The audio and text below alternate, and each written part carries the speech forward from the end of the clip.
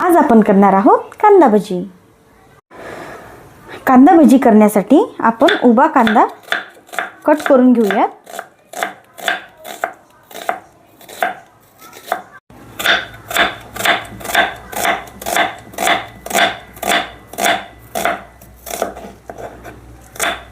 भजीमध्ये टाकण्यासाठी 5-6 लसूण पाकळ्या आणि 1 चमचा जिरं।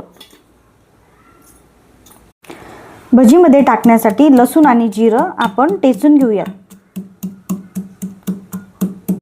कांदा भजीसाठी उभा कांदा चिरून घेतलेला आहे, तो आता आपण मोकळा करून घेऊयात। कांदा भजीमध्ये आपण आता 1 चमचा हळद,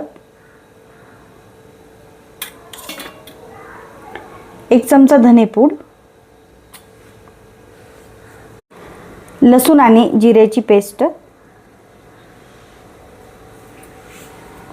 1 चमचा ओवा चोळून घेऊया आपण।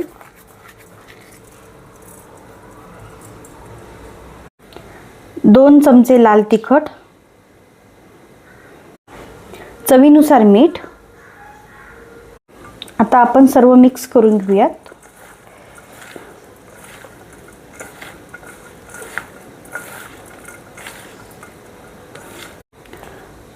थोडं थोडं करून आपण बेसन पीठ घालून घेऊयात। न पाणी घालता आपण सर्व मिक्स करून घेऊ।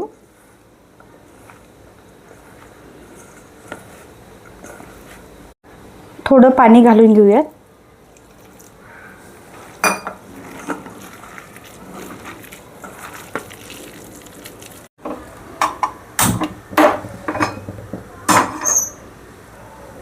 कढईमध्ये तेल तापून घेऊया।